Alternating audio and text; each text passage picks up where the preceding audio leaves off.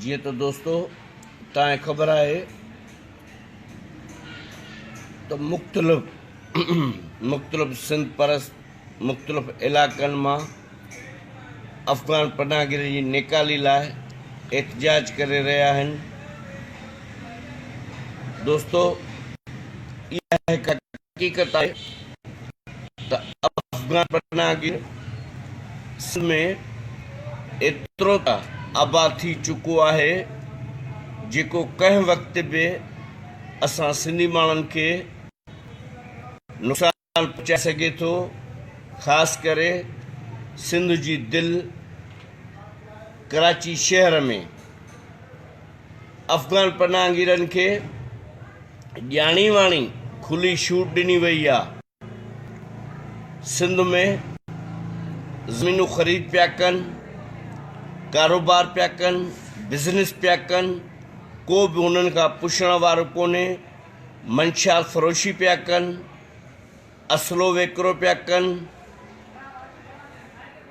चोरीअ जूं गाॾियूं क़ाबिली उहे वेकिरो पिया कनि।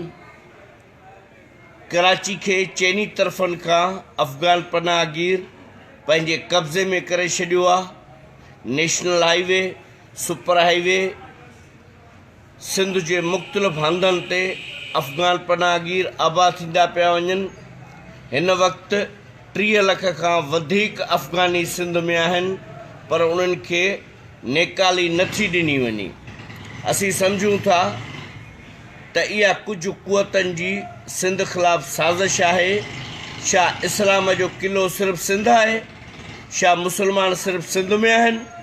बाबा जेकॾहिं तव्हांखे अफ़गाननि सां एतिरी हमदर्दी आहे, मुस्लमान भाइर आहिनि, असां नथा चाहियूं त तव्हां उन्हनि खे पाकिस्तान में न आणियो, पर महिरबानी करे सिंध मां कढो।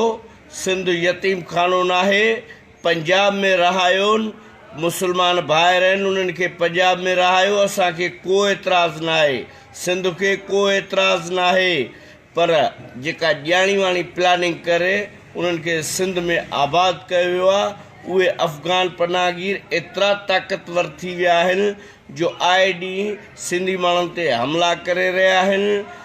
बिलावल भुट्टो ज़रदारी खे क़त्ल जी धमकियूं ॾेई रहिया आहिनि, जेको दुनिया लेवल जो दहशतगर्द एहसान लाइ एहसान उहो सिंधी माण्हुनि खे धमकियूं थो ॾिए क़त्ल करण जूं। छा इहा साज़िश न आहे? छा इहा ख़बर न आहे इदारनि खे, पाकिस्तान जे सलामती जे दावेदार इदारनि खे इहा ख़बर न आहे त हू दहशतगर्द आहिनि ऐं सिंध में जेके अफ़गान पनाहगीर रहियल आहिनि उहे दहशतगर्दनि जा सरपरस्त न आहिनि। असीं सम्झूं था त हीअ खुली साज़िश आहे, सिंधी माण्हुनि खे दीवार सां लॻाइण जी साज़िश आहे।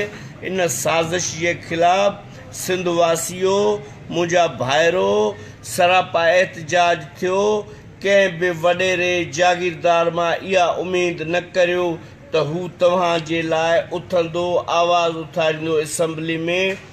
का इहा मुमकिन ई न आहे। तव्हां असांखे गॾिजी आवाज़ उथारणो पवंदो अफ़गान पनाहगीरनि जी नेकालीअ लाइ। इहे सरदार वॾेरा तॾहिं तव्हांजो साथ ॾींदा जॾहिं अफ़गान पनाहगीर उन्हनि जे ॻिची में पवंदा ऐं उन्हनि जे पटकनि में हथ विझंदा। तॾहिं ई उन्हनि खे अहसासु थींदो त सिंध वासी, सिंध परस्त जेके हुया उहे हक़ ते हुया ऐं हू जेको अफ़गाननि जे नेकाली जो मुतालबो पिया कनि उन्हनि जो मुतालबो जाइज़ हुयो। तव्हां ॾिसो त कराची सिंध जी दिलि आहे, उते जेकॾहिं सिंधी माण्हू मोटरसाइकिल जा काग़ज़ विसारे थो वञे घर में त उन खे पकिड़े उन खां ॻरी रक़म वरिती थी वञे या उन खे चालान करे कोर्ट ताईं पहुचायो थो वञे। पर जॾहिं त अलासिफ स्क्वायर सुपर हाईवे ते अरबन रुपयनि जी मशीनरी उहा बिना काग़ज़नि जे अफ़गान पनाहगीरनि जी बीठी आहे। उन्हनि खां को पुछण वारो कोन्हे। अफ़गान पनाहगीर किरोड़ किरोड़ जूं गाॾियूं, कारूं, पराडो, TZ वग़ैरह मुख़्तलिफ़ गाॾियूं क़ाबिली हलाए रहिया आहिनि। सिर्फ़ु पंहिंजे गाॾियुनि जे पोयां पाकिस्तान जो झंडो हणी या कंहिं जर्नल जी तस्वीर हणी उहे गाॾियूं घुमाए रहिया आहिनि। उन्हनि खां को बि पुछण वारो कोन्हे छा कानून जूं अखियूं बंदि आहिनि, कानून खे ख़बर नाहे कानून अंधो ॿोड़ो गूंगो आहे। उनखे इहा ख़बर नाहे त सिंध में अफ़गान पनाहगीर छा पियो करे। उरूज ते उन्हनि जी मंशात पई हले, असलो वेकिरो पियो थिए, तालिबाननि जी सरपरस्ती पिया कनि, दहशतगर्दनि जी सरपरस्ती पिया कनि अफ़गान पनाहगीर। पोइ बि उन्हनि खे निकाल न पियो कयो वञे या पाकिस्तान जे कंहिं ॿिए हिसे में न पियो रहायो वञे। सिर्फ़ु सिंध खे यतीम खानो सम्झी सिंध में रहायो थो वञे। जेको मज़मत जेको अमल आहे, असां सॼी सिंध वासियुनि खे इहा अपील था कयूं त सिंध परस्ती जो सबूत ॾींदे सॼी सिंध में नंढनि वॾनि शहरनि में अफ़गाननि जी नेकाली लाइ एहतिजाज कयो, रोडनि ते अचो। ही अफ़गान पनाहगीर असांखे थोरे अरसे में अञा वधीक ॻिची में पइजी वेंदा। न सिंध जूं दरगाहूं महफ़ूज़ रहंदियूं, न सिंध जा मासूम बच्चा महफ़ूज़ रहंदा, न असां पाण महफ़ूज़ रहंदासीं। इन खां बहितर आहे त हिननि खे पहिरियां ई नेकाली ॾियारियूं ऐं गॾिजी हिकु आवाज़ थियूं, गो अफ़गानी गो, सिंध में अफ़गानी नामंज़ूर। असां कंहिं बि सूरत में अफ़गाननि खे सिंध में क़बूल नथा करियूं। असांखे अफ़गानी न खपनि। सिंध मां अफ़गाननि खे कढियो वञे। अॼु ई मुख़्तलिफ़ शहरनि में नंढा नंढा हमला करे रहिया आहिनि सिंधी माण्हुनि ते। पाकिस्तान जी हिकु वॾी जमहूरी पार्टीअ सरबराह खे क़त्ल जी धमकियूं ॾेई रहिया आहिनि। अॻिते हली ही घणो कुझु करे सघनि था। तंहिंजे करे पहिरियां ई इन्हनि जी रस्ता रोक कई वञे। ही दहशतगर्द तव्हां ॾिसो त सिंध जी दिलि कराची शहर में चइनी तरफ़नि खां मंगो पीर, सरजानी टाउन, सोराब ॻोठ, क़ाइदाबाद, बल्दिया टाउन ऐं हब चौंकी मोड़ खां चइनी तरफ़नि खां सुल्तानाबाद, चइनी तरफ़नि खां अफ़गान पनाहगीर कराचीअ ते कब्ज़ो करे चुका आहिनि। कराची सिंध जी दिलि आहे। जेकॾहिं असांजी दिलि असां खां कढी वई त असां में कुझु न रहंदो। इन जे करे ऐं इहा बि अपील कंदुसि सिंध वासियुनि खे, सिंध परस्तनि खे, कराची वसायो, सिंध बचायो। सिंध जा तव्हां वारिस आहियो। सूफ़ियुनि जी सरज़मीन सिंध धरती आहे। असीं हिन धरती जा वारिस आहियूं। असांखे ई हिन धरतीअ जी हिफ़ाज़त करणी आहे। सिंध जो मालिक, सिंध जो वारिस, सिंध जो बानी शाह अब्दुल लतीफ़ भिटाई रहमतुल्लाह अलैह, सूफ़ियुनि जो सरताज, उन जे नंगरीअ में अफ़गान पनाहगीरनि वॾी हिकिड़ी हथियारनि सां रैली कढी सिंधी माण्हुनि ते तशदुद कयो, नारेबाज़ी कई, सिंध ख़िलाफ़ नारेबाज़ी कई। पोइ बि तव्हां जेकॾहिं इन थियण जे बावजूद बि मुंहिंजे ख़्याल में बेहसी जी निंड में पिया हूंदव त सुभाणे पछताइणो पवंदो।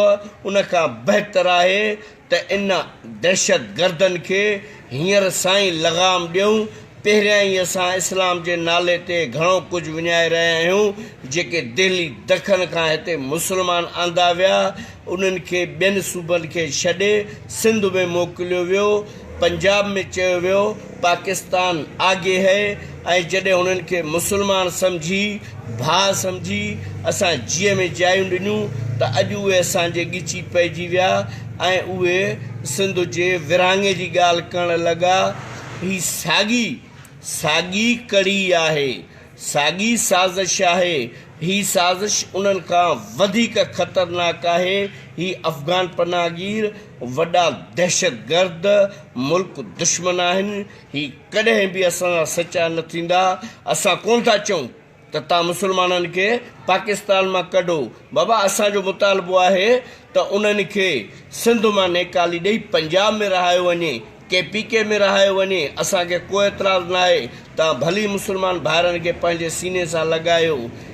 जेकॾहिं मुस्लमानीअ नाते ते रहाइणो आहे त इस्लाम जो क़िलो सऊदी आहे, पोइ सऊदीअ में छो न मोकिलियो थो वञे?